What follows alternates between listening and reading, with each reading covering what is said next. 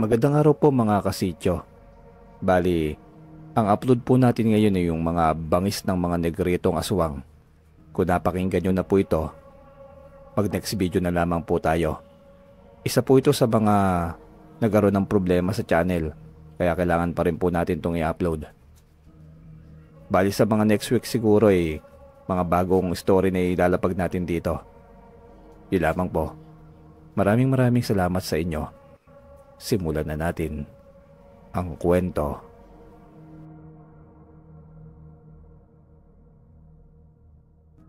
Bawat nilalang sa mundo ay kailangang igalang at irespeto kung gusto mo rin na iganti nila ito sa iyo. Dahil ang mundo ay sadyang nababalot ng misteryo at kababalaghan. Kababalaghang minsan ay mahirap paniwalaan hanggat hindi mo nararanasan. Magandang araw po sa inyo. Itago nyo na lamang ako sa pangalang Santi ng probinsya ng Palawan. Taong 1992 nang maranasan ko ang nakakatakot na karanasang ito nang minsang abusuhin namin ang inang kalikasan.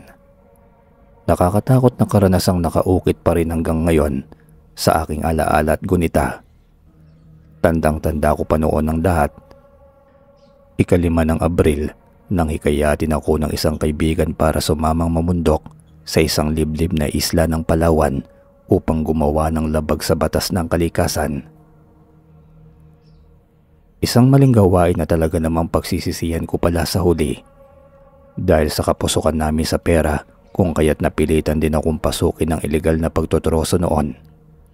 Paano'y kasalukuyang buntis noon ang asawa kong si Neri na sabi ng doktor ay baka mahirapang manganak ng normal at kinakailangang isisaryan. Kung kaya't kapit sa patalim na gagawin ko ang lahat kumita lamang ng mas malaki-laking pera. Hindi ba delikado pre ang gagawin nating pamumutol ng kahoy sa kabundukan ng islang yun? Baka mahuli tayo ng taga-DNR. Tsak na kalabos ang bagsak natin. Protected area pa naman ang lugar na yun. Tanong ko kay paring Erning. Delikado na kung delikado pre. Walang bawal-bawal sa akin. Ang mas masama ay yung mamuti ang mga mata ng mga pamilya natin dahil sa gutom. At isa pa, wala kang dapat ikatakot pre. Dahil kasabot natin ang ibang ranger ng isla sa kagubatang iyon. Ano, sasama ka ba? Siya nga namang tunay. Dahil sa dami nga naman ng anak ng kumpare kong ito ay talaga namang kailangan din talaga nitong kumita ng malaking pera. Dahil din sa sinabi nitong kasabot ang ilang mga banday ng kagubatan ng islang iyon, ay nabuyo na talaga ako na gumawa ng labag sa batas at kalikasan. 10 ng Abril nang umpisahan namin ang proyekto. 15 kaming lahat na magkakasama sa gagawin naming pamumutol ng kahoy doon sa islang iyon. At si paring Erning ang tumatayong boss namin dahil siya ang nag-abono ng kapital para maumpisahan na namin ang proyekto. Hindi ko na rin lamang babanggitin pa ang eksaktong lugar na pinangyarihan para manatiling payapa at hindi katakutan ng lugar na iyon. Basta maganda sa islang iyon dahil sa gana sa likas na yaman. May kausap na rin kaming buyer sa kabayanan na siyang bibili at pipick up ng mga naputol naming mga kahoy gamit ang bangkan de motor na isang beses lamang sa 1 linggo kung dadaong sa dalampasigan ng islang napili naming abusuhin. Hindi rin basta-bastang uri ng mga kahoy ang gusto ng buyer dahil ang nais nito ay iyong mga kahoy na antik tulad ng maulawin at kamagong para gawin daw furniture. Mga kahoy na mamahalin ng presyo at talagang magaganda ang kalidad. May dala rin kaming mga chainsaw na pamutol ng kahoy at malalaking trapal na siyang gagamitin naman naming tent ng ilang araw o linggo sa pananatili namin sa isla. Sa pagkain naman ay walang problema. Bigas lamang ang aming daladala at ilang delata dahil madali lang namang dumiskarte ng pang-ulam sa kagubatan. Marami namang mga ligaw na hayop at mga halaman na maaaring kainin doon basta marunong ka lamang mambitag. Kumindat din si paring Erning sa mga kasamahan namin at ipinakita ang baon nitong ilang galong alak. Nasa bukana pa lamang kami ng bundok ng isla nang may mamataan kaming lalaking uugod-ugod na sa katandaan. Klaseng galing ito sa loob ng kagubatan at may pasan-pasan pang mga pinutol na panggatong sa balikat. Humarang ito sa daraanan namin at walang pakundangan kaming binalaan at sinabihang huwag ituloy ang aming pamumundok dahil hindi raw namin kabisado ang kagubatan ng islang iyon. Kung isa sa larawan ng itsura ng matanda, ay walang duda na isa itong katutubo sa kabundukan ng Palawan. Mapupula ang ngipin dahil siguro sa pagngata ng nganga, kulot ang maputi nitong buhok, sunog sa araw ang balat, nakapaa lamang, hubad at bahag lamang ang tanging kasuotan sa katawan. Mga amang, umuwi na lamang kayo. Huwag nyo nang ituloy ang anumang plano ninyo sa loob ng kagubatan dahil baka makabulabog kayo ng mga nilalang na sa hinagap ay hindi nyo na naising makita. Paniguradong hindi na kayo makakabalik pa sa mga pamilya ninyo. Pigil at pananakot nito sa amin nang may pag-aalala sa muka. Sinabi nito ang mga katagang iyon sa tipikal nilang lengguwahe. Ipinaliwanag lamang iyon sa amin ng isa naming kasamahan na nakakaunawa ng katutubo nilang salita at isinalin lamang sa wikang Tagalog, kaya naunawaan namin ang kahulugan. Bumalati naman ang pagtataka sa mukha ko dahil sa sinabi ng matanda. Etang, mawalang galang na ho pero hindi ho kami mga duwag ano. At isa pa, mukhang mayroon ho yata kayong naisip pa kahulugan. Naku tang, masama hong magbintang. Sansala agad ni kumparing Erning sa sinabi ng matanda na isinalin din muli ng kasamahan namin sa katutubong lengguwahe ng mga katutubo. Si parang Erning na lamang ang hinayaan naming makipag-usap sa matandang katutubo dahil siya naman ang tumatayong boss namin sa proyektong iyon. Tinitigan naman kami ng matanda na makahulugan. Huwag niyong sabihin hindi ko kayo binalaan mga amang. Pakatandaan niyo sana na kung ano ang ipinakita niyo sa kalikasan ay maaaring iyon din ang igaganti nito pabalik sa inyo. Sambit muli nito saka mabagal na naglakad papalayo. Nakakapagsalita pala't nakakaunawa ng Tagalog ang matanda kaya napakamot na lamang sa ulo at natawa ang iba naming kasamahan matapos magkatinginan. Hindi naman ako nakitawa. Ewan ko ba, parang noong mga sandaling iyon ay parang bigla na lamang akong binalutan ng kakaibang pangamba. Pinilit ko na lamang baliwalain ang nararamdaman ko sa mga binitawang babala ng matanda at tulirong sumunod sa aking mga kasamahan tungo sa kaibuturan pa ng kagubatan ng islang iyon. Magdidilim na nang sa wakas ay marating namin ang pusod ng nasabing kagubatan. Wala kaming inaksayang sandali at agad na naghanap ng magandang pwesto para pagtayuan ng mga tent dahil anumang sandali ay lalaganap na ang dilim. Malapit sa ilog ang pinili naming lugar para hindi kami masyadong mahirapang kumuha ng maiinom at magagamit sa pagluluto ng pagkain. Dahil baguhan lamang ako sa ganoong iligal na trabaho ay totoong naninibago ako. Di tulad ng iba kong mga kasama na kampante na ang mga loob at maingay na nagkakatawanan pa habang tinatayo ang malaking tent. Nanatili akong walang imik at nagmamasid sa paligid. Pakiramdam ko kasi may mga matang palaging nakatingin at sumusubaybay sa aming mga kilos buhat pa ng pasukin namin ang loob ng kagubatang iyon. Nagsimula na rin gumawa ng apoy ang mga kasamahan ko dahil mainam daw yung panlaban sa ginaw ng gabi at pantaboy sa mga mababangis na hayop sa gubat katulad ng mga baboy ramo at mga makamandag na mga ahas. Nagsimula na rin kaming magluto ng hapunan at pagkatapos ay sama-samang kumain sa inilatag na malalapad na dahon sa lupa.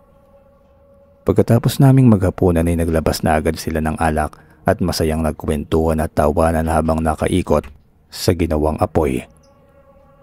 Ipinagmamalaki pa ni Erning sa mga kasamahan namin ang daladala nitong pistola na mainam raw pambaril ng mga hayop sa kagubatang iyon para gawing pulutan at pangulam sa mga susunod pang mga araw. Asintado itong tumira mga pre, makikita nyo. Pagyayabang pa nito sa sarili habang hinihimas ang baril na sinundan nila ng malulutong na pagtatawanan. Inalok doon nila akong tumagay pero tinanggihan ko dahil may allergy ako sa alak. Pinamamantalan kasi ako ng balat at hindi makahinga. Sigarilyo lamang talaga ang bisyo kong pinaglilibangan dahil pakiramdam ko hindi ako agad magugutom at nakakaalis pa ng kabag sa tiyan. Daong 10:00 na siguro ng gabi nang matapos ang ginagawa nilang inuman at pagtatawanan. Ako noon ay nasa loob na ng tent at kampanteng nagpapaantok. Naninibago talaga ako sa kapaligiran kung kaya't napakahirap para sa akin nang makakuha ng tulog. Maya-maya nga lamang ay nanahimik na ang paligid at tanging mga huni na lamang ng mga panggabing ibon at mga kuliglig ang naririnig ko sa karimlan ng gabi. Nakapikit ang mga mata ko pero ang isip ko'y gising na gising pa rin. Talagang hindi ako makakuha ng tulog, samantalang ang mga kasamahan kong mga lasing ay sarap na nahihimbing at malalakas pang umihilik. Iniwanan din nilang may baga pa ang ginawa nilang siga sa labas at singkad ang liwanag ng buwan kung kaya't kahit papaano may liwanag akong natatanaw sa labas. Mag-aalas 12 na siguro ng hating gabi noon nang may marinig akong mga mamunting kaluskos sa labas ng aming tent. May naaninag din akong mga anino. Noong umpisa hindi ko masyadong binigyan iyon ng pansin sa pag-aakalang mga kasamahan ko lamang yon na nais manubig sa labas.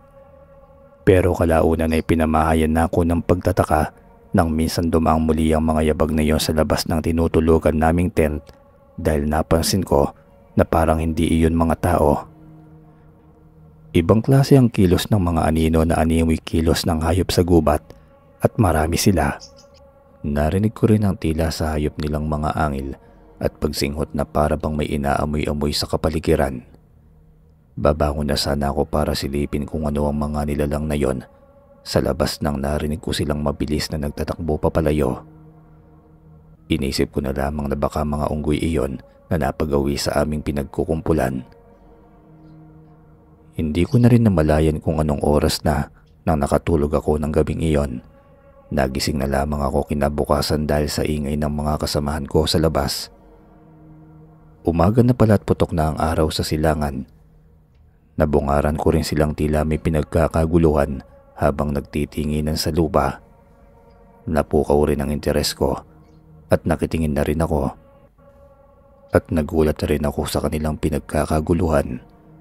Mga kakaibang bakas pala iyon ng paa sa lupa. Anong klaseng bakas yan? Bakit parang kakaiba yata? Parang pabaliktad. Marami't malalaki ng kaunti sa mga paa ng bata. Pagtatakan tanong pa ni paring Erning. Pero kapwa pag-iling lamang ang isinagot nila sa katanungan nito. Lahat kami ay hindi rin alam kung ano o sino ang nagmamay-ari ng mga kakaibang bakas na yon. Imposible naman na may maligaw na mga kabataan sa lugar na yon kagabi dahil pusod na iyon ang kagubatan. Nakakaamoy talaga ako na hindi maganda sa lugar na ito. Kung hubag na lang kaya nating ituloy ito at pumaba na lang tayo ng bundok. Takot na suhestyon pa ni Opring, isa sa mga kasamahan namin. Sira ulo ka ba? Andito na tayo, saka pa tayo uuwi. Sayang ang pagod natin at ang pera na ipinondo ko para sa proyektong ito. Bulyaw ka agad dito ni paring Erning na sinangayunan din ng iba pa naming mga kasama at sinabihan pang duwag ang lalaki.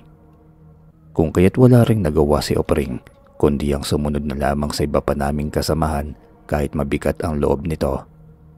Nilapitan ko na lamang siya tinapik ang balikat para pakalmahin ang loob. Tipid naman itong ngumiti sa akin. Pre, ninenervyos talaga ako sa lugar na ito. Baka totoo yung sinasabi ng matanda nating nakasalubong kahapon. Ulit pa ni Opring sa akin. Kahit ako'y nangamba rin sa sinabi niya dahil bigla ko ring naalala ang mga boses na narinig ko kagabi at ang kakaibang mga anino. Hindi ko rin may huwasang mapatanong sa sarili na hindi kaya't iyon din ang may mga likha ng mga bakas ng paa sa lupa. Duda na tuloy ako na kung sa unggoy ba talaga ang mga narinig kong ligaw na hayop sa kampo namin kagabi. Maghapon nga kaming namutol ng mga puno sa gubat na yon matapos makapag-almusal ng araw na yon. Nakakalunos ang makitang mga mayayabong na punong kahoy na walang pakundangan lumalatag sa lupa. Pakiramdam ko'y umiiyak ang kalikasan sa kalupitan naming ginagawa. Pero syempre, hindi naman kami mapapakain ng konsensya at awa. Lahat kami ay naging pawang abala sa aming mga ginagawa. Tanging maingay na ugong ng mga chainsaw at pagbagsak ng mga puno sa lupa ang umaalingaw-ngaw sa payapang kapaligiran. Nagluluto na muli kami ng hapunan nang mapansin namin nakulang pala kami ng isang kasamahan. Dahil doon inaalarma kaming lahat at kaagad na naghanap. Si paring Erning naman ay panay ang bura habang pinangungunahan ng paglalakad sa madamong kagubatan. Paan'y laghanap na ang dilim ng sandaling iyon. Medyo mahamog pa naman ang kapaligiran dahil sa nagbabadyang pag-ulan. Isa iyon sa dahilan para mahirapan kaming baybayin ang masukal na kagubatan. Nagsasalitan din kami sa pagsigaw ng pangalan ng kasamahan naming nawawala para madali iyong matunton. Nagulat na lamang kami sa biglaang pagpaputok ng pistola ni paring Erning sa aming unahan. Kapwa tuloy kami nagkatinginan sa pangambang baka kung ano ang meron sa daanan at nagpaputok ito ng biglaan. "Bullseye! Huli ka, Balbon!" Nagkatawanan na lamang kami nang makita rin kung ano ang pinatamaan nito. Isa palang malaking baboy ramo, ngunit waring kakaiba kaysa sa pangkaraniwang baboy ramo na madalas kong nakikita. Ayos ng pulutan natin mamaya mga tiyong. Tsak na mamamantikaan ng mga nguso natin ito. Sabay ngisip pa nito sa amin habang marahas na sinasaksak ng dala nitong lanseta ang leeg ng naghihingalong hayop, dahilan para tuluyan na yung malagutan ng hininga.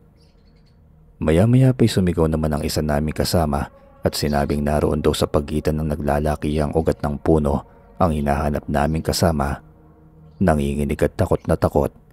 Nang lapitan nga namin ito, parang hindi kami nakilala at para bang baliw na nagsasalita ng paulit-ulit. May maligno, hindi mga aswang. Tama ang mga aswang, tama. May mga aswang sa lugar na ito, mga pre. Maniwala kayo. Kitang-kita ko sila. Mga pre, mamamatay tayong lahat dito. May aswang, maniwala kayo. Impyerno ang lugar na ito. Maniwala kayo. Namimilog ang mga mata nito sa paulit-ulit na pagsigaw habang patuloy sa pagbawala. Dahilan upang upakan ito ng suntok ni paring Erning sa panga na tuluyan nitong ikinatulog. Si Raulo ito dinala pa dito sa gubat ang kapraningan. Pagpapaliwanag nito sa amin. Napabuntong hininga na lamang din ako ng mga sandaling yon sa pagsuntok ni paring Erning sa aming isang kasama.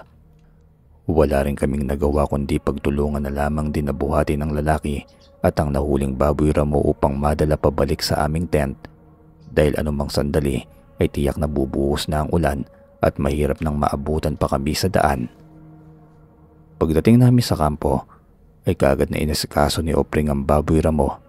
Inutusan kasi ito ni paring Erning para katayin at linisin ng baboy sa kalapit na ilog matapos yung isugba sa apoy para masunog ang mga balahibo.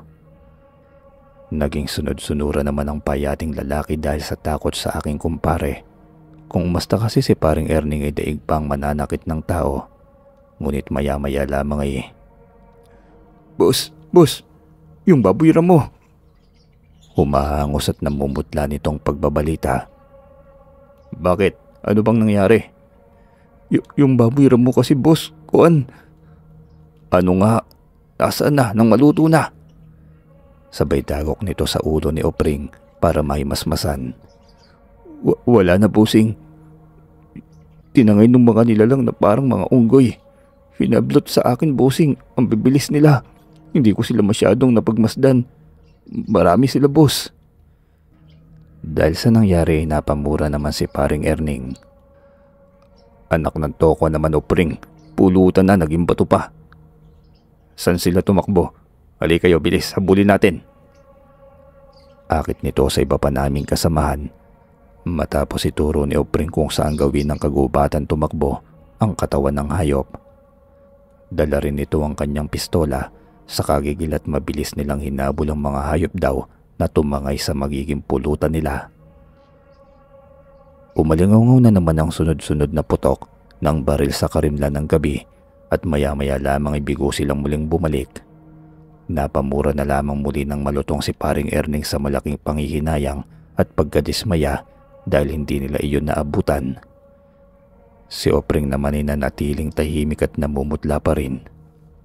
"Pre, hindi hayop yung nakita kong tumangay sa baboy ramo, maniwala ka. Hindi pa ako namamalik mata. Umalis na tayo rito. Totoo ang sinasabi ng matandang katutubong nakasalubong natin sa bukana ng bundok. Mamamatay tayong lahat dito. May iba pang mababangis na nilalang na naninirahan dito. Narinig pala ni paring Erning ang sinasabi ni Opring sa akin at malakas itong binulyawan. Hoy, kung ano-ano na lamang ang iniimbento mo para mapagtakpan lamang yung kabobohan mo. O huwag mong pag-initin ang ulo ko at baka ikaw pang mapulutan ko. Pero alam ko ang nakita ko, bossing. Hindi yun nga mga hayop. Hindi hayop lamang. Mga aswang yun, bossing. Tama, aswang yun. Giit ni Opring at totoong nanggagatal pa rin ang boses nito sa takot. Tumigil ka. Sasamain ka sa akin dyan. Itiko mo yung bunganga mo at tinatakot mo lamang ang mga tauhan ko. Baka yung alang-alam mong butasin ko ng pistolang ito. Hoy, kayo, naniniwala ba kayo sa pinagsasasabi ng kumag na ito?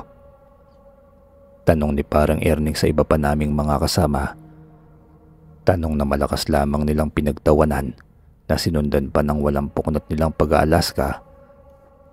Sinabihan pang duwag ang lalaki. Dinamdam naman niyo ni Opring at walang paalam na umalis.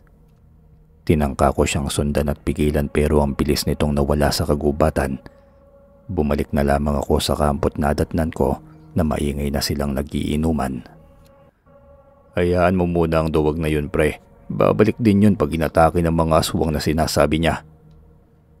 Nakangisi at pabirong salubong sa akin ni paring Erning. Nanalata yata ang pag-aalala ko kay Opring. Napabuntong hininga na lamang ako ng malalim at pumasok na lamang sa loob ng aming tent. Paano nayayabangan na ako sa mga inaasta ni paring Erning sa aming mga kasama. Tingin ko hindi na ito nagiging makatao, masyado na itong maangas. Hanggang sa makatulugan ko na lamang ang kanilang pag-iinuman at pagsasaya sa labas dahil sa labis na takot. Ating gabi na nang gulantangin ako ng malakas na hiyaw. Walang iba kundi si Samson, ang kasamahan naming nawala kagabi at klaseng binabangungot kaya sumisigaw. Niyugyug ko siya't pilit na ginising. Habulin nga naman ito sa matinding takot sa kung ano man ang napaniginipan nito. Hindi ko na kaya. Aalis na ako sa lugar na ito bago pa tayo mamatay lahat dito. Sabay tayo nito at nagtatakbo palabas ng aming tent. Hindi rin ito alintana ang malakas kong pagtawag sa kanya. Dahil sa nangyari napilitan na rin akong bumangon para sundan siya pero hindi ko rin siya naabutan dahil napakabilis din itong nawala sa kagubatan. Sa labas ay nakita ko naman ang iba pa naming kasamahan na nakatulog sa kanya-kanya nilang mga pwesto sa labis na kalasingan. Napailing na lamang ako at bumalik na lamang sa loob ng aming tent. Hindi ko rin nagugustuhan ang halimbuyak ng hangin sa labas. Hindi ko maintindihan ang amoy. Masangid sa ilong at masakit sa ulo. Parang amoy lupa at amoy na mapanghing hayop. Na sinamahan pa ng nabubulok na laman ng hayop na hindi ko maintindihan. Noon lamang ako nakaamoy ng ganoong halimbuyak kaya hindi ko maipaliwanag. Pilit ko ring tinanggal sa isipan ko ang pag-aalala sa umalis naming mga kasama. Iniisip ko na lamang na matatanda na sila at siguro naman ay kaya na nilang protektahan ang kanilang mga sarili. Muli na lamang akong bumalik sa pagtulog para may lakas sa kinabukasan dahil hindi naman biro ang magputol ng mga puno sa kagubatan. Kinabukasan ni maaga pa lamang ay muli na kaming sumabak sa pagpuputol ng puno. Ngunit ganoon na lamang ang pagtataka namin sa nagkalat na mga patak ng dugo sa lupa, gayon din sa mga dahon. Tuyo na iyon ngunit matindi ang lansa. Sinuri ni paring Erning iyon at sinabing malamang daw nagmula iyon sa sugatang hayop sa kagubatan. Marahil daw ay may tinamaan lamang ng ligaw na bala ang pistola niya kagabi. Hanapin daw namin at paniguradong may pangulam na kaming karne mamayang tanghali. Binaybay nga namin ang mga patak ng dugo para lamang pala magulat ng labis kung saan iyon nagmumula. Walang iba kundi sa isa naming kasamahan na umalis ng hating gabi, kay Samson. Nakatarak ang mga mata nito sa labis na takot. Wakwak ang tiyan, wala na ang mga laman loob at ukit-ukit ang katawan na animoy may kumain doong mga hayop na may matatalas ng ngipin.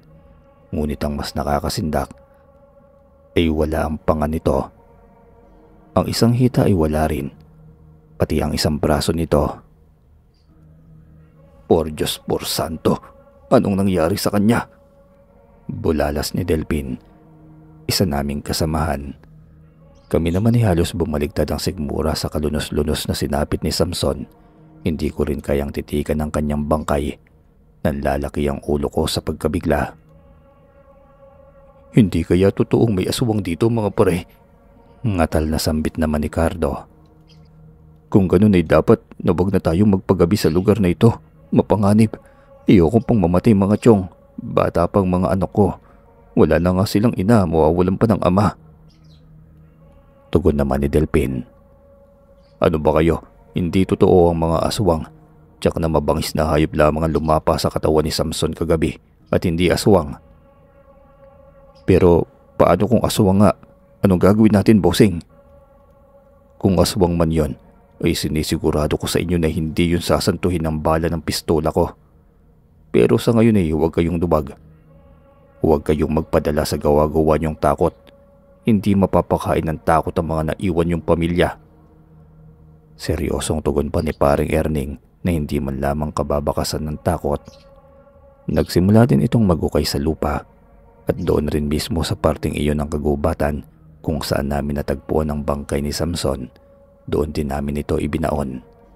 Sinabi rin nito na ito na lamang daw ang bahalang magpaliwanag ng masamang nangyari sa pamilya ni Samson dahil kailangan daw na manatiling lihim iyon. Hindi na dapat iyon malaman ng maraming tao dahil malamang na mabubuking raw ang iligal naming ginagawa sa bundok at malamang na sa kalaboso ang kababagsakan naming lahat. Sa sinabi nito ay mas doon kami natakot dahil malamang na iyon na nga ang kalalabasan namin oras na mabuking ang iligal naming pagtotroso ng mga may kapangyarihan. Kaya kahit balot kami ng pagtataka kung ano nga ba ang tunay na nangyari kay Samson kagabi, ay diniretso namin ang ginagawa naming pamumutol ng puno.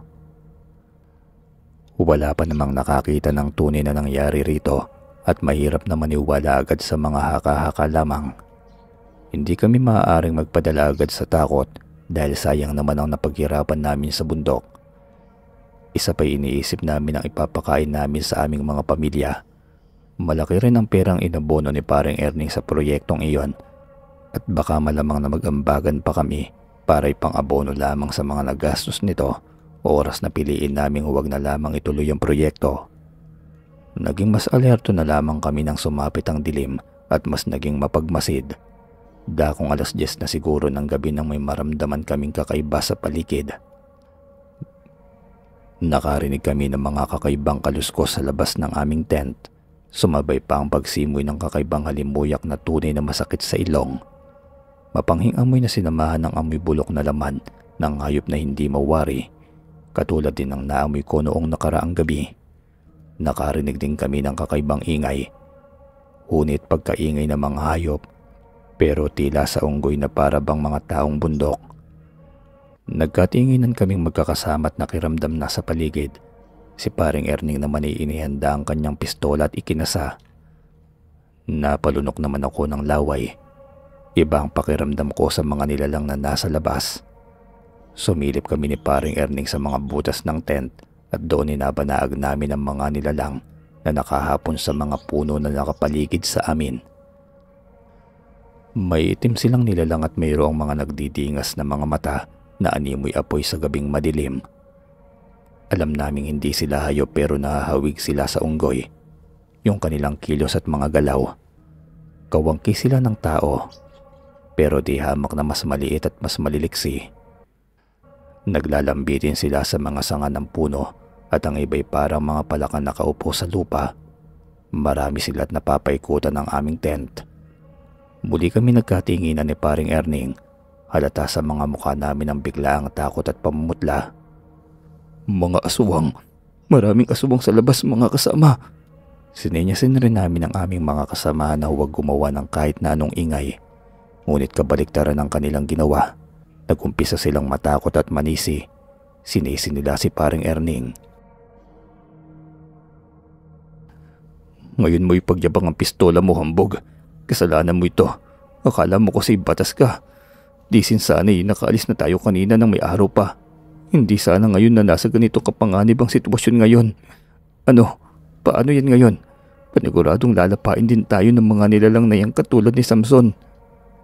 Sumbat ni Delphin at agad na sinugod ng suntok si paring Erning. Sapul ito sa pangatsargo ang dugo sa ilong hanggang sa magpambuno silang dalawa. Panay naman ang awat ko sa kanila.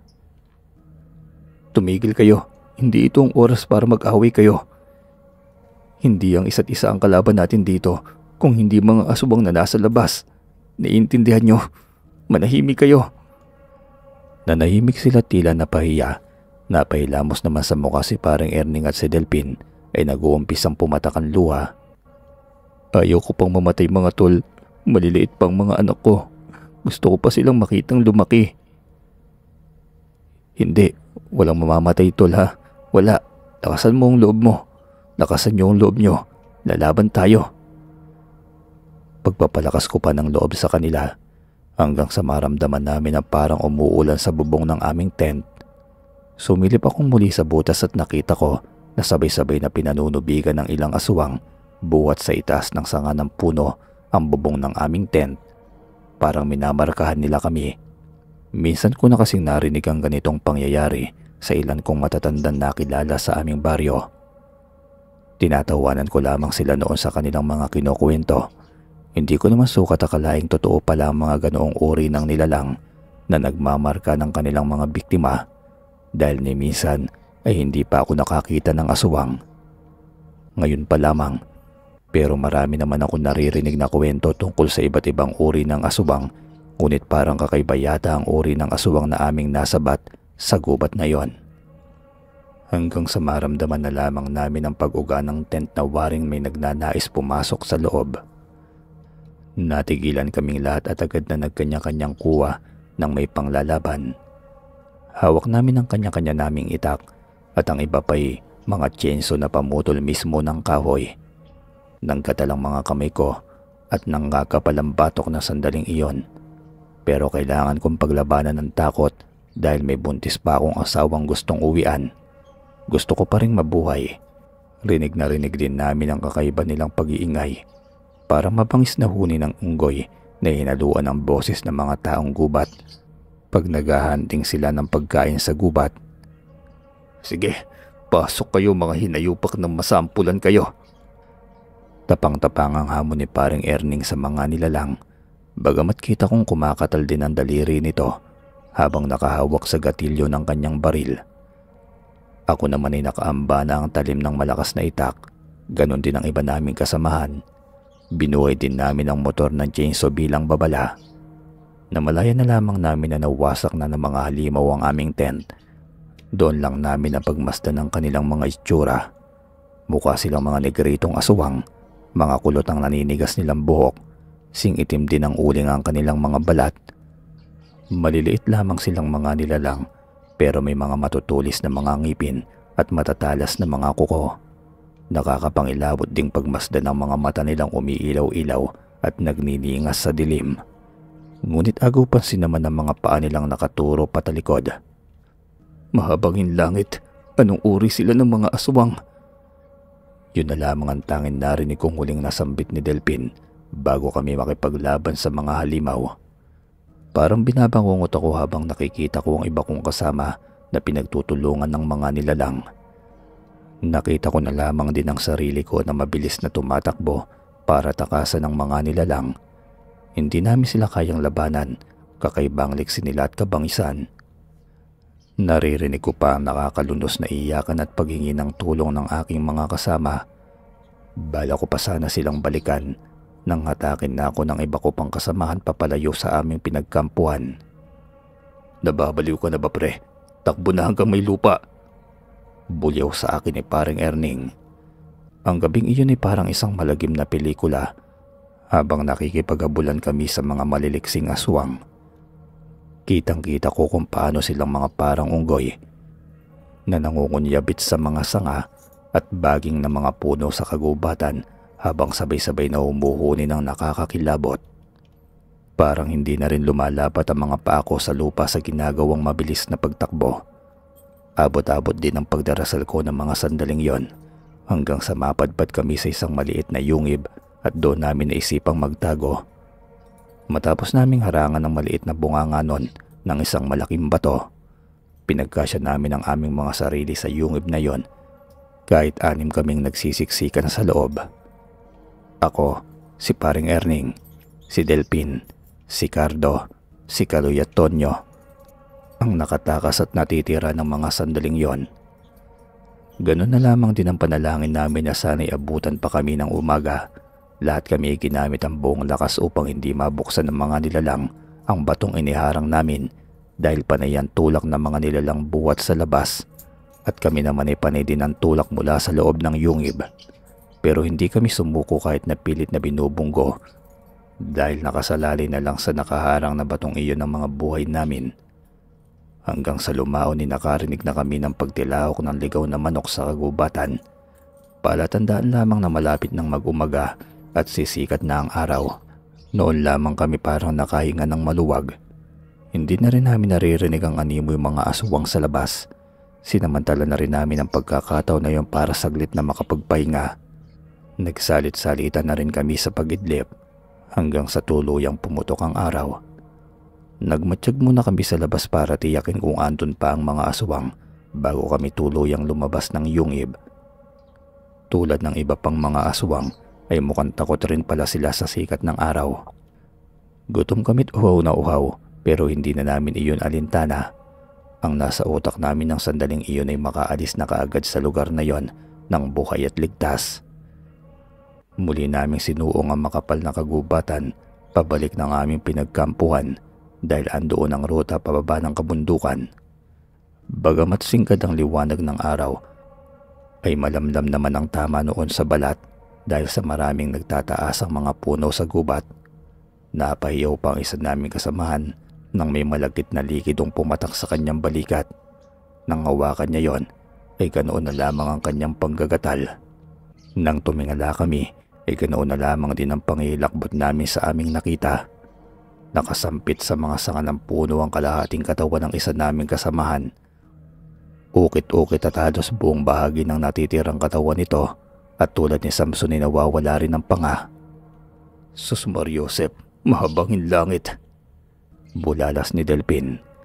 Napanganga naman ako sa hindi inaasahang tanawin at napamura naman ng malakas si paring Erning.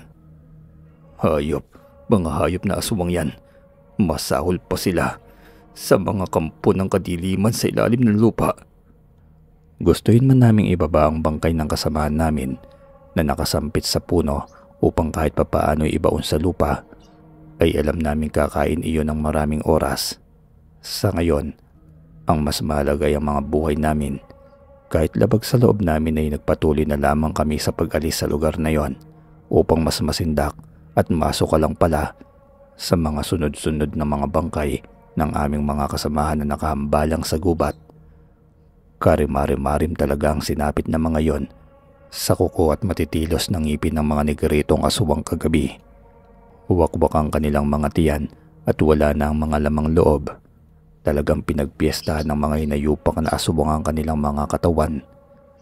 Panayang suka ko dahil nababaligtad ng sikmura ko talaga sa lansa at itsura ng mga bangkay. Dagdag pang pinuputakti na rin iyon ng sandamakmak na mga bangaw at ilang hayop sa gubat. Pinili kong tumingin sa itaas upang iwasan na nakakarimarim na tanawin pero mas hindi matanggap ng utak ko ang aking nasilayan dahil nakasabit sa ilang puno sa lugar na iyon ang ilang tira-tirang bituka at laman loob ng mga aming kasamahan. Gayon din ang iba pang mga bahagi ng kanilang katawan. Para talaga akong gising na binabangungot ng sandaling iyon. Tunay na malagim ang aking nasisilayan at mahirap irehistro sa utak. Nakakasuka at tunay na nakakapanlaki ng ulo. Pansin niyo ba mga pre, na lahat ng mga bangkay ay walang mga panga? Hindi nakatiis na tanong ni paring Erning sa amin. Iyon din ang katanungan nais kong itanong sa kanila kanina pa dahil lahat nga ng mga bangkay na nakikita namin ay laslas sa mga panga at nawawala. Kapwa pagkibit balikat na lamang ang tanging naisagot ng aking mga kasamahan dahil lahat naman kami ay hindi alam ang kasagutan. Nagmadali na lamang kaming tuntunin ang daan pababa ng kabundukan. Lakad takbo ang aming ginawa sa takot naming muling abutin ng dilim sa kagubatang iyon. Kinakailangan naming doblehin ang bilis upang marating agad ang dalampasigan ng isla. Iyon lamang ang lugar na alam naming maaaring maging ligtas ng sandaling yon dahil alam naming takot ang mga aswang sa tubig alat. Gutom na kami, uhaw na uhaw at pagod na pagod, pero walang nagrereklamo dahil sa katakutang muling abutan ng dilim sa daanan. Dahil baka kami pa ang gawing hapunan ng mga aswang na yon. Pero makaraan lamang ang ilang sandali ay hapong-hapong napaupo si Cardo sa lupa. "Wala ba kayong napapansin mga tol? Parang pabalik-balik na lamang tayo sa lugar na ito." At tinuro nito sa amin ang isang malaking kahoy na natatandaan ko rin na ilang beses na naming nadaanan. Akala ko'y ako lamang ang nakapansin nun, pero napansin din pala yun ni Cardo. "Baka namamalik mata ka lang, Cardo. Siyempre kabundukan ito at marami talagang kahoy na magkakamuka." Tama si Cardo. Kanina ko pa rin napapansin ang punong yan. Dahil sinang-uyunan ko si Cardo, ay pinamahayan naman ng pagkabahala ang mga mukha ng iba pa naming mga kasama. 4:00 na noon ng hapon at malapit na namang lumubog ang araw. Anumang sandali ay muli na namang lalagana pang dilim at paniguradong malalagay na naman sa alanganin ng aming mga buhay. "Anak na teteng, pinaglalaroan tayo ng mga animal." Pagmumura pa ni paring Erning, napasuntok din ito ng malakas sa kalapit nitong puno. "Katapusan na ba natin?" Pag-iiyak ni Delpin na agad na pinamahayan muli ng takot. "Napakaduwag mo naman. Kaysa umatungal ka dyan ng iyak, simulan mo ng baliktarin yung kasuotan mo." Iyon kasi ang paniniwala sa baryong pinagmulan namin na sa oras daw na may mga maligno o ano pang mga nilalang sa dilim na mapaglaro ay kinakailangang magbaligtad ng kasuotan para makita ang tamang landas na dapat daanan. Lahat kami ay ginawa nga iyon at muling nilakbay ang kasukalan hanggang sa mapadpad kami sa ilan na lugar. Palagay ko'y mas napalayo na kami ng tuluyan, hindi na pamilyar ang lugar na yon at binabalot ng hamog ang kapaligiran. Iba rin ang timpla ng hangin at malamig ang dampi sa balat. 5:00 na noon ng hapon nang masulyapan ko ang suot kong relo. Napakabilis namang lumakad ng oras. Kung maaari nga lamang napigilan iyon, ginawa ko na. Nakakakilabot pa ang kakaibang paghuni at pagkaingay ng ibong uwak sa kapaligiran. Nakahapon ng mga iyon sa mga sanga ng puno na tila ba kami ay minamatyagan. Naging alerto kami sa kapaligiran at kahit munting pagkilos lamang buwat sa kasukalan ay binibigyan namin ng pansin. "Ano bang lugar to mga pre? Mas naligo pa yata tayo." Bakas ang takot sa boses ni Delpin. "Shh! Huwag kayong maingay. May kakaiba ako nararamdaman sa paligid. Maging handa kayo." Saway naman ni paring Erning at agad nitong ikinasa ang hawak-hawak na pistola. Kami naman ay nagkanya-kanyang hugot ng taklis na itak sa aming mga baywang. Nagbutil-butil na ang pawis ko dahil pinamahayan na agad ako ng takot sa dibdib. Kumakabog iyon ng mabilis. Paano'y nakarinig ako ng mga mabibilis na pagkilos mula sa kasukalan at patungo na sa aming direksyon. Walang ano-ano'y bumulaga sa aming harapan ng isang babangis na baboy ramo na nadagdagan pa ng isa pa hanggang sa dumami na sila. Karaniwang baboy ramo sila sa unang tingin pero halata ang bagsik na kanilang ginagawang pag-ugok. Kakaibang mga baboy ramo sila dahil parang mayroon silang sariling pag-iisip. Tumutulo pa ang mga laway sa matitilos nilang bunganga at nanlilisik pa ang mga mata. Tawag pansin rin ang mga paa nilang sa pabaligtad na direksyon na katuro. Dagdag pa ang pagsimoy ng nabubulok na hayop sa paligid. Sumilid agad sa isipan ko ang mga paa ng mga aswang na sumalakay sa amin kagabi dahil ganong-ganon ang forma ng kanilang mga paa tulad ng mga paa ng mga baboy ramong nakaharang sa amin. "Mga pre, takbo na! Hindi sila baboy ramo. Aswang ang mga yan!" Mabilis kaming kumaripas ng takbo papalayo habang habol-habol ng mga nilalang. Halos mapatid-patid na ako sa pagtakbo, wag lamang maabutan ng mga nilalang na yon. Kay bibilis talaga nila at kay liliksi. Kahit na nasaan yung baboy ramo sila, hanggang sa marinig ko na lamang ang paghingi ng saklolo ni Kaloy. Sukat sa paglingon ko'y kitang-kita ko kung paano tinusok na mahabang pangil ng baboy ramo ang kanyang katawan. Sinubukang barilin ni paring Erning ang aswang, ngunit hindi nito ininda ang tama ng kanyang pistola, dahilan para hiklatin niya ako para tumakbong muli. "Takbo pre, takbo kung gusto mo pang abutin ang sikat ng araw." Hanggang sa makarinig muli kami ng isa pang pagpapalahaw at nasalyupan namin si Tonyo naman na inabutan at nilapa ng mga aswang. Hindi ko na naiwasan noong pumatak ang luha, magkasamang takot, labis na galit at awa ang nararamdaman ko habang tumatakbo ng mabilis. Hindi pa gaanong laganap ang dilim at papalubog pa lamang ang kulay kahil na araw, ngunit mayroon ng aswang na nagbabalat kayong baboy ramo at nalagasan na agad kami ng dalawang kasamahan. Ibang klase talaga ang mga aswang na nasabat namin sa kabundukan ng islang yon. Wala silang patawad, mukhang malabo na nga makauwi kami ng ligtas sa aming mga pamilya, hanggang dalhin kami ng aming mga paa sa mas nakakapangilabot pang lugar. Mas nagtataasan ng mga puno sa lugar na yon at masigit na makakapalang hamog na bumabalot sa paligid. Makulimlim ang kapaligiran ng sandaling iyon dahil nag-aagaw na ang dilim at liwanag, at sa dako pa roon ay tanaw namin ang isang bulubundukin na sadyang parang binutas-butas. Napatda kami sa aming nakita at agad na nagkatinginan. Umasa rin kami na may nakatirang katutubo sa bulubundukin na yon para mahingan ng tulong. Kaya mabilis naming tinakbo ang lugar habang sumisigaw ng tulong. Pero nasa paanan pa lamang kami ng mataas na bulubundukin nang may napansin kaming kakaiba. Maraming nagkalat na kalansay at bungo ng hayop sa lupa at iba pang mga tila nga bagong huli pa lamang. Marami ring nakatusok na kahoy sa lupa sa bukana ng bulubundukin at sa bawat dulo ng kahoy ay may nakasabit na napakaraming panga ng mga tao. Agad ang paggabang sa amin ng realisasyon. Hindi mga katutubo ang nakatira sa binutas na bulubunduking iyon, kundi mga mababangis na negritong aswang na pilit naming tinatakasan. Agad akong tinayuan ng balahibo sa halos lahat yata ng parte ng aking katawan. Takot na takot din kaming nagkakatingin ng apat.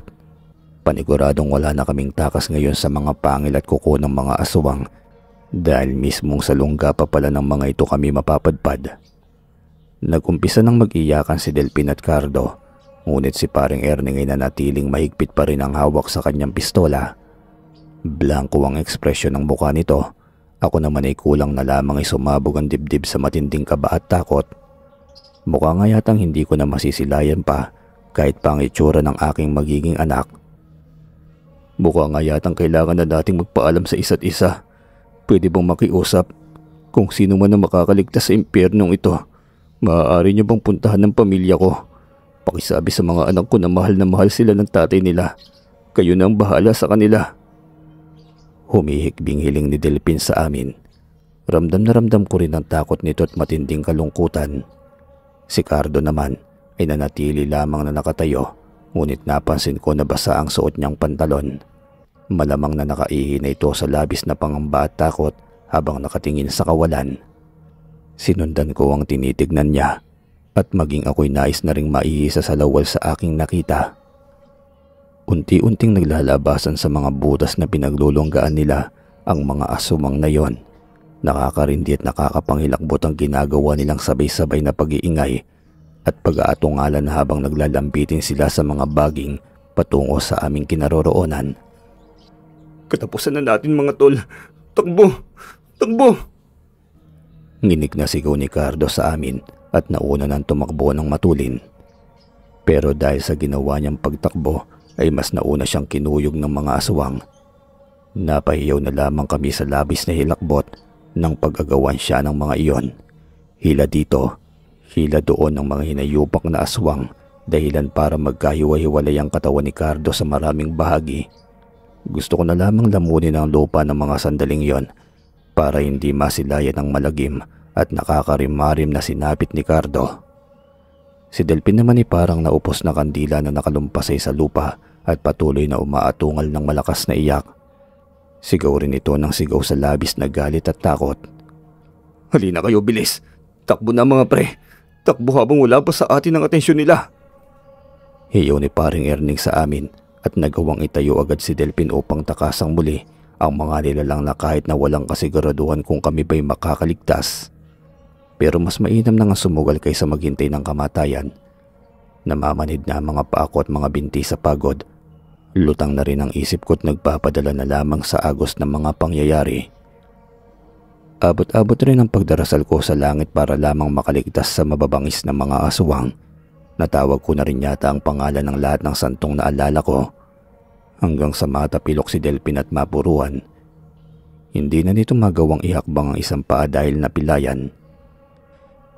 Iwan niyo na ako, pre. Sige na mga tol. Isa mamatay pa tayong lahat ng dahil sa akin. Taboy nito sa amin ni paring Erning. Ayoko pa sana siyang iwan dahil batid ko ang hangarin niyang mabuhay para sa kanyang mga anak. Pero ng mga sandaling iyon ay wala na rin kaming pagpipilian. Kinakailangan namin siyang iwan para sa sarili naming mga buhay. Hindi ko maiwasang tumulo ang mga luha habang tumatakbo. Parang pinipiga ang puso ko dahil sa labag sa loob kong iwan siya. Narinig ko na lamang ang nakakatakot niyang pagpapalahaw habang kami ay papalayo. Alam ko na abutan na siya ng mga aswang at nalapa na rin ang katawan niya tulad ng mga nauna pa naming mga kasama. Hindi ko na siya nilingon pa. Ayaw ko nang makita ang malagim niyang kamatayan dahil parang hindi yun makakaya ng aking isipan. Hindi ko rin maiwasang mapahikbi kahit nasabihing lalaki ako. Sa mga panahong yon, sa mga sandaling iyon, ng pagkakakilala namin ni Delphin, ay alam ko na mabuti siyang tao. Tulad ko'y napilitan lamang din itong gawin ng iligal na pagtutroso para suportahan ang pangangailangan ng kanyang mga anak. Naisip ko rin ang mga anak nitong naghihintay ng pagbabalik ng kanilang ama na kailanman ay hindi na mangyayari pa. Dalawa na lamang kami ni paring Erning ng mga sandaling iyon na pilit na tinatakasan ng kamatayan. Hanggang sa harangan kami ng mga aswang na nag-anyong baboy ramo. Iniumang nila sa amin ang mahahaba nilang pangil habang sabay-sabay na umaatungal. Anong gagawin natin, pre? Nasukol nila tayo.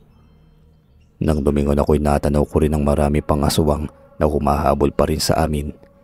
Hindi na kami maaaring bumalik pa. Meron sa aming likuran at meron din sa aming harapan. Wala na kaming madaraanan. Sa halip na sagutin ko'y binunot na lamang ni paring Erning ang nakataklis niyang itak sa baywang. Iniamba ko rin ang hawak kong itak at magkatalikuran kaming humarap sa mga aswang. Lalaban tayo hanggang may hininga, pre. Ngayon, pag nakakita ka ng pagkakataon, tumakbo ka ng papalayo ng walang lingon-lingon habang may lakas pa akong labanan sila at hindi pa nagugutay-gutay ng mga hinayupak na aswang ang katawan ko. Matapang nitong utos sa akin. Pero ikaw, pre, paano ka? Ngumisi lamang ito sa akin at palaas na tumawa. Susunod ako. Sagot na walang kasiguraduhan.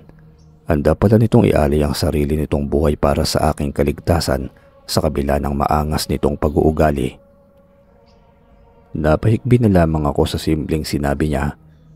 Doon ko napatunayan na hindi pala dapat husgahan ng isang tao ng base lamang sa maangas nitong personalidad. Ang akala ko'y walang puso ito, makasarili at matun na si paring Erning, ay may mabuti palang kalooban na makikita lamang sa oras ng kagipitan. Kinalma ko ang loob ko tumugot ng tapang sa sinabi ni paring Erning. Walang mangyayari kung paiiralin ko ang kaduwagan kung gusto ko pang mabuhay. Kaya nang sumugod ang mga aswang ay matapang namin silang pinagtataga. Wala nang direksyon ang ginagawa naming pagtaga.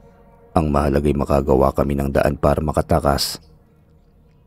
Ito ng pagkakataon, pre. Alis na. Takbo.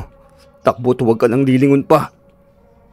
Pahiyaw na utos sa akin ni paring Erning.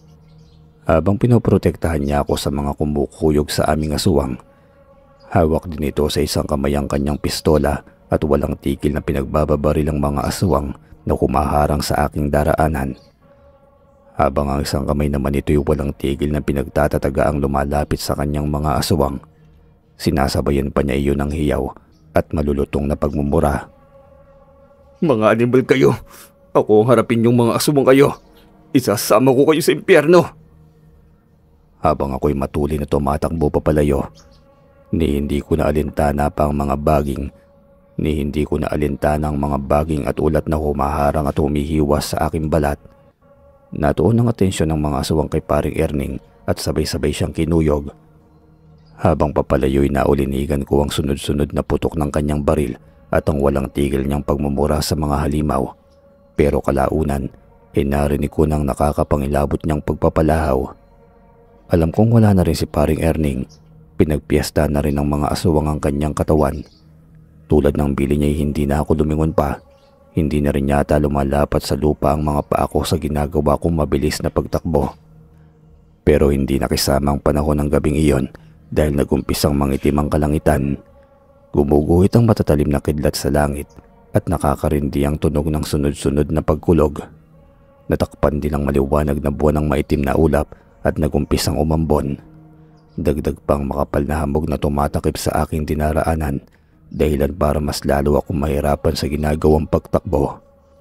Narinig ko na umatungal ang aswang na humahabol sa akin. Malapit na rin nila akong maabutan. Tumutulo na ang mga magkasamang uhog at luha ko.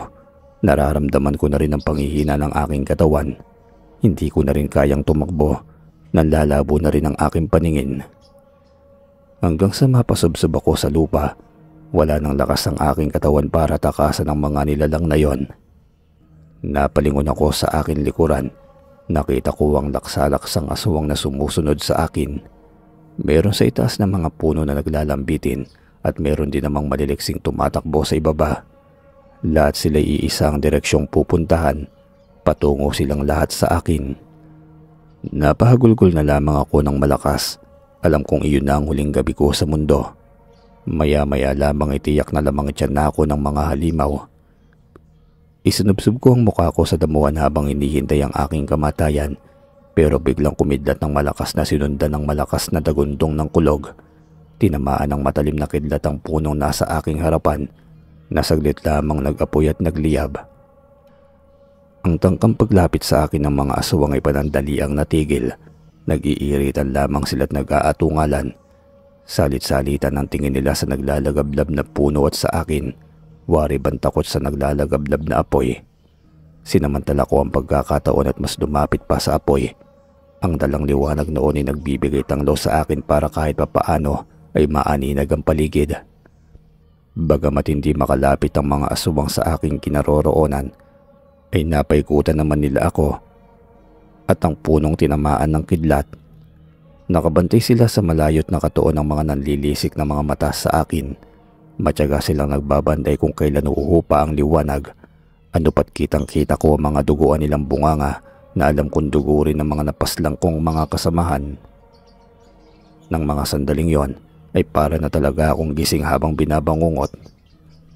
Panandalian ako naging ligtas pero ang tanong ay hanggang kailan? Alam kong maya-maya lamang ay tuluyan ng tutupukin na naglalagablab na apoy ang punong pansamantalang nagliligtas sa akin. Nanginginig na ang kalamnan ko at totoong ubos na ang aking lakas. Patuloy ring nang lalabot umiikot ang aking paningin dahil siguro sa pinagsamang labis na gutom, uhaw at pagod, dagdagan pa ng walang katulad na lagim. Pero bago ako mawala ng ulirat, ay may narinig akong mga tinig na paparating at marami sila. May mga daladala silang mga sibat at sulo na nagdagdag ng liwanag sa gawing iyon ng kagubatan. Tanaw ko pang naalarma ang mga aswang at nagsimulang magsipulasan ng alis. Hanggang sa magdilim na sa akin ang lahat at tuluyan ng nilamon ng karimlan ng aking diwa. Nagkaroon ako ng malay sa loob ng isang kubol. Dayami ang bubong at may latag lamang na kugo ng lupa. "Mabutit gising ka na, Amang. Kumusta ang pakiramdam mo?" Nabungaran ko ang seryosong mukha ng isang matandang katutubo. Namumulang mga ngipin niya dulot marahil ng pagngata ng nganga, dahilan para muli akong pamahayan ng takot at mapabalikwas ng bangon. "Huwag kang matakot. Amang, ligtas ka na. Walang mananakit sa iyo rito." Noon ko lamang naalala ang mukha ng matandang katutubong aking kausap. Ito ang katutubong nagbabala noon sa amin sa bukana pa lamang ng kagubatan na hindi namin pinakinggan at pinaniwalaan. "Nasaan po ako, Tatang?" Nahimas ko rin ang ulo ko dahil sa pagsigid ng biglang kirot. Mahapdi rin ang buong katawan ko sa dami ng hiwa at sugat. Andito ka sa tribo namin sa loob ng kabundukan, Amang. Sa tribo ng mga katutubong bitak. May masakit ba sa iyo para malapatan natin ang paunang lunas? Dahil sa tanong niya muli kong naalala ang malagim na nangyari sa akin at sa aking mga kasamahan, nahimas ko tuloy ang aking sarili, tinapik-tapik ang pisngi dahil baka panaginip lamang ang lahat. Namuuri ng luha at kusang pumatak ito. Sabihin niyo, Tatang, buhay pa ho ba ako? Buhay pa ba ako, Tatang? Totoo ho ba ito? Ngunit ibang tao ang sumagot sa aking katanungan na may dalang mangkok na umuusok na sabaw. Oo naman pre, buhay na buhay ka pa. Di ka pa nalapa ng mga aswang kagabi. Opring! Tinapik naman ako ni Opring sa balikat at iniumang ang mainit na sabaw sa aking harapan.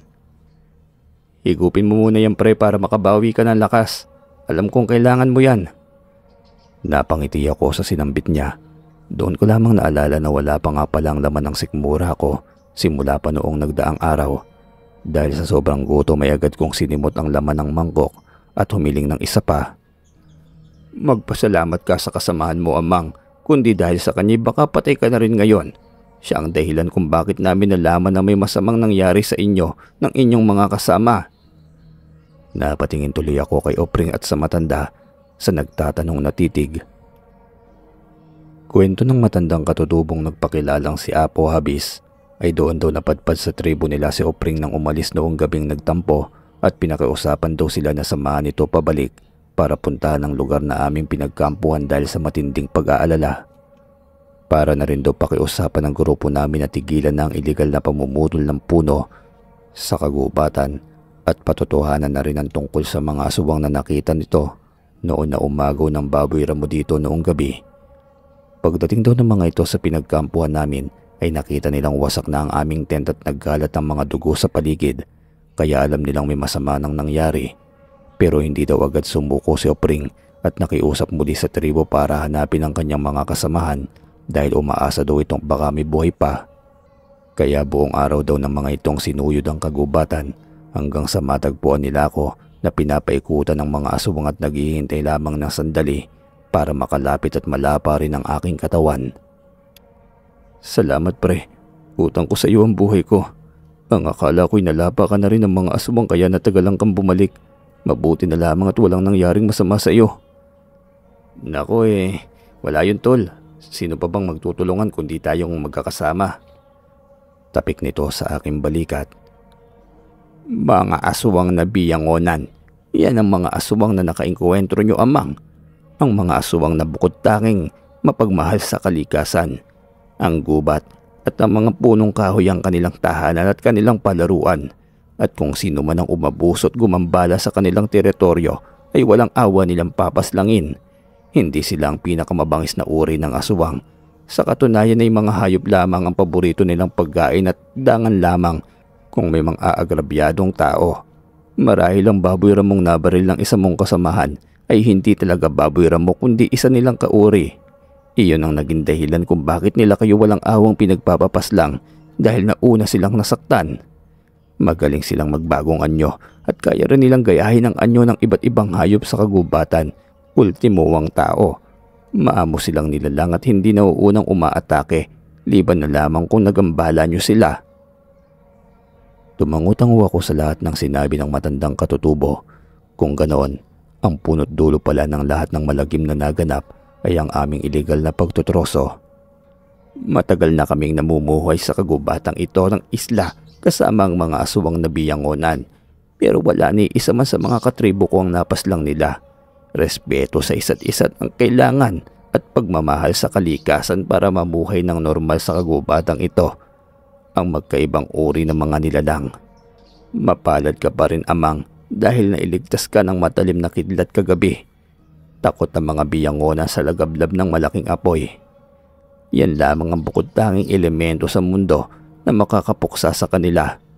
Maswerte ka rin at natagpuan ka namin bago pa man maubos ng apoy ang punong tinupok ng kidlat, kundi tiyak nakabilang na rin ng pangamo na nakaadorno sa kanilang lungga.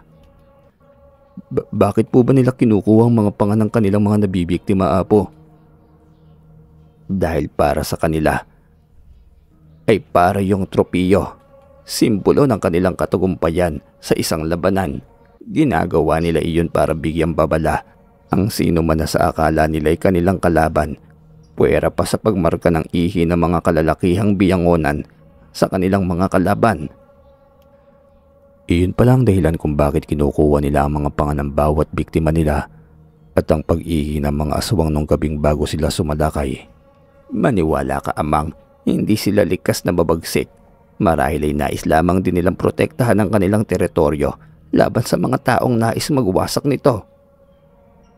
Kung ganun ay maswerte pala talaga ako dahil nakaligtas pa sa bagsik ng mga aswang na biyangonan. Dahil kung tutuusin ay isa ako sa dahilan sa pagwasak ng kanilang mayabong na tahanan. 4 na araw ang pinalipas namin ni Opring bago lisanin ng tribo ng katutubong bitak sa isla ng Palawan. Dahil doon na lang din ang araw na kami ay susunduin ng malaking bangka para maghakot sana ng mga kahoy na naputol namin sa kagubatan ng islang yon. Sa 4 na araw ng pamamalagi ko kasama ang mga katutubo ay mas lumalim ang pananaw ko at pagmamahal sa inang kalikasan. Marami ako natutunan sa pamumuhay ng katutubo sa bundok. Gubat ang nagbibigay buhay sa kanila, kaya ganoon na lamang din ang paggalang nila sa kalikasang nagbibigay sa kanila ng pang-araw-araw na biyaya. Sa loob ng 4 na araw na yon ay hindi rin ako ginambala ng mga aswang. Sa katunayan ay ikinasiya ko pa ang pamamalagi sa bundok. Sa totoo lamang ay hiyang-hiya ako sa aming ginawang pumumutol ng kahoy sa bundok nang malaman ko ang kahalagahan nun sa mga katutubo. Marahil kaya siguro naranasan ko ang malagim na karanasang iyon ay para mas lumawak ang pangunawa ko sa lahat ng may buhay sa mundo. Inihatid pa kami tinanuran ng mga katutubong bitak sa dalampasigan ng islang aming inabuso. Bago umalis ay nag-iwan ako sa kanila ng isang pangako na kahit kailan ay hindi ko naaabusuin ang inang kalikasan dahil natuto na ako. Malaki ang epekto sa akin ang nangyari para ulitin pa ang pagkakamaling iyon. Mahirap pala kapag kalikasan na ang gumanti. Pagdating namin ni Opring sa aming baryo, inisa-isa namin ang pamilya ng mga nasawi naming kasama. Matyaga naming ibinalita at pinaunawa sa kanila ang buong pangyayaring naganap sa amin sa bundok. Nag-iiyakan ng mga naiwan nilang pamilya. Mayroong naniwala ngunit mayroon ding nagduda sa aming dalawa ni Opring na baka daw ginawan namin sila ng masama kaya sila nasawi, ngunit wala namang naglakas loob na magsumbong sa otoridad. Dahil walang ebidensya at illegal pa ang pagpasok namin sa islang yon nang walang permiso ng kinauukulan, lalong-lalo na siyempre ang pamumutol ng puno. Wala rin kasiguraduhan kung maniniwala ba ang batas sa mga aswang. Malamang ay magmumukha lamang katatawanan kung palalakihin pa ang pangyayaring yon. Sa kasalukuyan na isa na akong empleyado ng DENR sa isla ng Palawan na layon ay magbantay at protektahan ang likas na yaman ng mga islang nasasakop nito.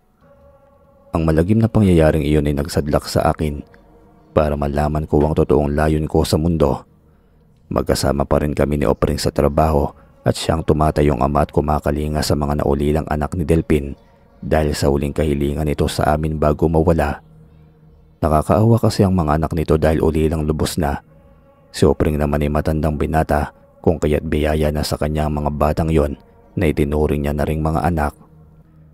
Hindi ko rin nakakalimutang bahagian ng biyaya ang mga naulilang anak ni Paring Erning dahil kung hindi sa kanya ay baka wala na rin ako ngayon. Habang buhay ko ring tatanawing utang na loob sa kanya ang pagkakaligtas ko at sa mga anak niya doon ko ibubuhos ang aking wagas na pasasalamat. Pinagkalooban rin ako ng 2 anak na parehas lalaki at sinisiguro kong busog sila sa pangaral at bata pa lamang itinuturuan ko na sila kung paano pahalagahan ang kalikasan dahil ayokong maranasan nila ang malupit kong karanasan. Sa ngayon ay hindi ko alam kung doon pa rin ba sa islang yun nagdulungga ang mga aswang na biyangonan, pero isa lamang ang tiyak. Kapag walang aabuso sa kanilang tahanan ay wala ring mapapahamak at mamamatay. Kailangang irespeto ang natural nilang tahanan kung gustong irespeto ka rin nila.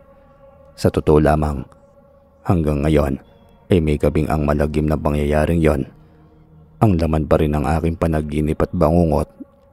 Hindi naman basta-bastang magagawang kalimutan na lamang ang malagim na pangyayaring yon kahit lumipas pa ang mahabang panahon.